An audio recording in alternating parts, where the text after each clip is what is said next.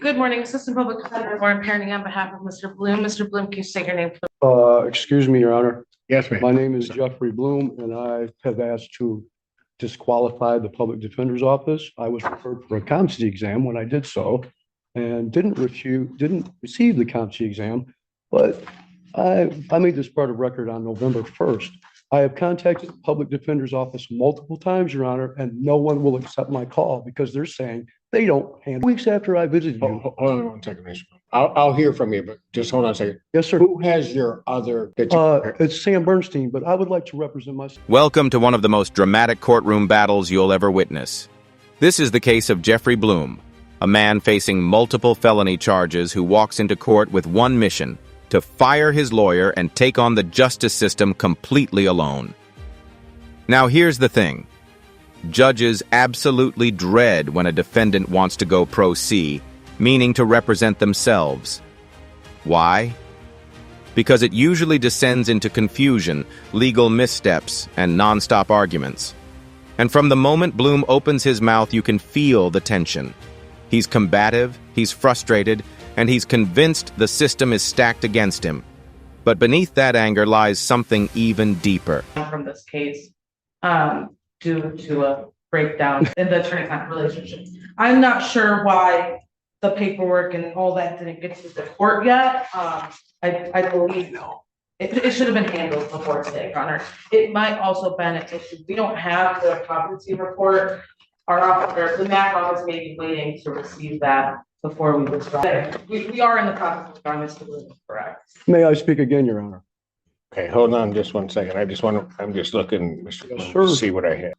I was referred for a competency exam because I fired the Public Defender's Office. Judge Slay, in my multiple felony count case, says there's no reason for me to take a competency exam. Okay, anyway, Your Honor, I have called these people for week after week. 2 weeks, like I said, 2 weeks after our last visit. Every time I call them, I ask for discovery. I ask for the police reports. I ask for witness statements, hospital reports, everything. I am denied, and they hang up on me. Health struggles, desperation, and a man who feels unheard. Today, we'll see Bloom clash with his own lawyers, accuse the court of blocking his rights, beg for access to the law library, and even, wait for it, complain about his dental treatment behind bars. This hearing has everything: drama, chaos, and unexpected emotion. So buckle up, because we're diving into a case where courtroom procedure meets raw human frustration, and things are about to get heated. And here's where things get dicey. Instead of calmly explaining why he wants to represent himself, Bloom launches into insults against his own court-appointed lawyers. Yes, Your Honor. Okay. I just want to make sure there's not going to be a delay that keeps Oh, there you will be. incarcerated. Well, that That's keeps you. why this case was brought up. You'll see the light. You will see the light. Make sure that you weren't going to be held if I adjourn this matter out to get all this stuff straightened. Well, I just want, this is the only thing I'm wishing. Do not allow these people to deny me a law library, Your Honor. Please, I have been denied law library for 15. The jail. Yes, Your Honor. And I know they try to say that it's policy that you have to have representation of yourself to have law library. That's a blatant civil violation. All right. Also, Go ahead. if you could just allow me to have law library, if you could demand those. Calling them highly incompetent and accusing them of hanging up on him might feel justified in his mind.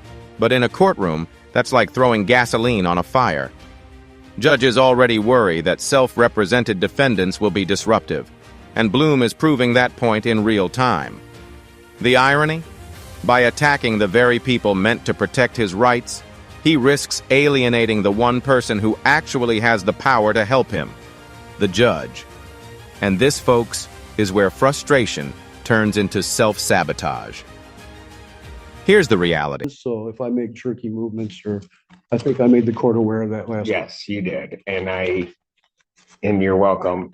Sometimes patience is all I have. Sometimes it leaves. But here's what I'll do. Let's put this out to the 7th. I have court with Judge Slay on the 8th. Hold on. I just want to make sure. I think this is going to be another issue. I just want to make sure. So, oh no, I do. Okay. So I have an order for competency that was signed in this case, but that probably the other. There is no competency in the other case. Hold on, just stop for a moment. But now what you're telling me is that there is no competency ordered in the circuit court case. Access to a law library is often the make or break issue for defendants representing themselves. Without it, they're basically going to trial blindfolded. Bloom frames it as a blatant civil violation, and while the law isn't exactly that simple, his frustration is genuine. Imagine being locked up, trying to prepare a defense, and every request for legal materials gets denied. It's easy to see why he feels cornered. But here's the million-dollar question. Is Bloom fighting for justice or just feeding his paranoia? Drop your thoughts below. Would you trust someone in his shoes to handle their own defense? Or is this setting up for a disaster? I'm going to suggest we do, Mr. Bloom. This out, get it straight. Let them get, if you have Mr. Bernstein, hopefully that's what they'll do. Just put Mr. Bernstein temporarily even on this case. Okay. I want Just hear me out. They're Okay. going to deny me law library. But Mr. Bloom, hear me out. It's not Okay. fair. But hold on. Just hear me. Rid of the competency order that's in my file. Okay, That's what you follow me? I got you. So if the MAC office, I can't direct them to do it. If they put Mr. Bernstein on that case, there's no competency in the other matter. Try to get rid of the competency in this one. And then if you want to represent yourself, then I can entertain that. Can you stop the denial of the due process?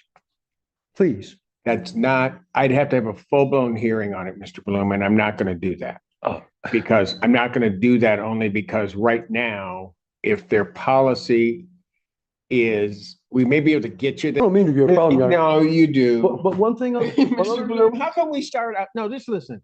How come we start out so well? And then I Is hear that you, being no, just- just listen. And then, no, just listen to me. We start out so well. And then I try to get you to where you kind of want to be. And then you fight with me about it.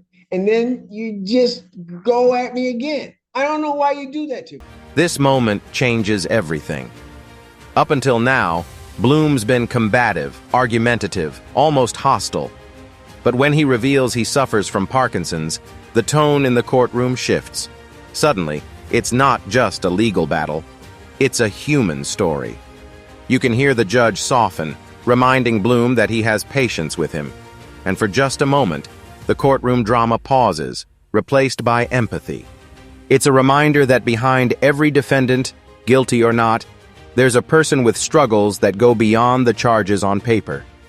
Do you think Bloom should have led with this vulnerability instead of the attacks? I'm really adjourn this out to the side. That one part here's what my hope is. That the one part regarding the attorneys get done. Get the competency off of this case. Then I will entertain your motion to represent yourself. If I grant that motion, then my understanding, based upon what you told me, if you're representing yourself in a case, then you're going to get your law library privileges. So I'm trying to get you there. In the meantime, Oh, boy. one other thing. Yeah. Oh, another thing. One thing. Really? I've asked the public defender's office for the discovery in this case, the police report, the victim's statements, the hospital statements, This right here is classic courtroom drama. The battle of patience versus paranoia. The judge is practically handing Bloom a pathway. Remove the competency exam, grant him the right to self-represent, even unlock law library access. Yet Bloom keeps pushing, interrupting, demanding more.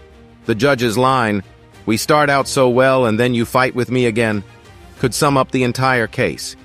It's almost tragic. Bloom doesn't realize the judge is his lifeline, not his enemy. But when frustration blinds you, even help feels like opposition. And this is the dangerous spiral of self-representation. officer's statements that said I assaulted this medical staff in the jail.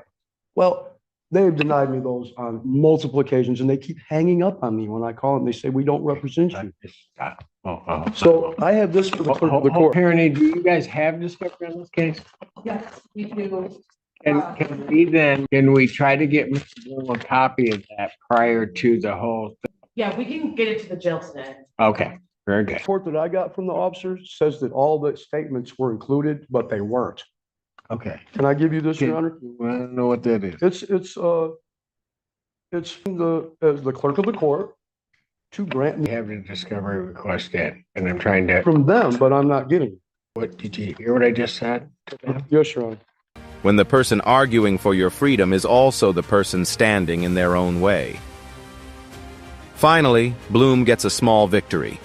The prosecutor is ordered to hand over discovery, the police reports, witness statements, medical documents he's been demanding for weeks. It's a big deal, because discovery is the foundation of any defense. But notice how even in this win, Bloom's frustration keeps boiling over. He can't just accept progress. He argues about the past, about every slight, about every delay. This is the tragedy of Bloom's courtroom saga. Even when he gets what he wants, he can't stop fighting. And here's the question for you. Is this persistence admirable? You gonna try today. Bloom, if it's tomorrow, don't come screaming. All right? They're gonna get No. it. They're gonna. I've waited since October 17th. I'm really No, frustrated. no, you don't. I know you apologize. I know you don't mean to be this way, but you are. I am. And I'm trying to just solve your problem. So if you had listened, what you told me you didn't have discovery. I looked at them, I said, do you have it? They said, yes. They said they'd try to get it to you today. I can't deal with what happened in the. Or is it the exact reason why self-representation so often fails? And just when you thought this hearing couldn't get any stranger, Bloom pivots to dental care. Yes, dental care. After fighting over lawyers, law libraries, and discovery, he suddenly claims the jail refuses to pull an infected tooth because he won't take injections. The judge shuts him down instantly, reminding him medical decisions aren't in his jurisdiction. On one hand, it feels almost comedic, like the courtroom equivalent of moving the goalposts. But on the other hand, it reveals something deeper. Bloom feels powerless. When you can't control your health, your defense, or even your access to information. Then I'm trying to solve your problem. I almost hate to ask this, but there's nothing else, is there? There is one more thing, Your Honor. Oh. I'm being denied a dental extraction because I do not believe in taking. You start throwing everything at the wall just to be heard. And there you have it, the Jeffrey Bloom hearing. What started as a legal dispute over representation spiraled into accusations of incompetence, emotional pleas for access, health revelations, and even a dental complaint. This case is a textbook example of why judges dread self-representation. On paper, Bloom's arguments about discovery and law library access make sense. But in practice, his constant interruptions and distrust of everyone around him undermine his own credibility.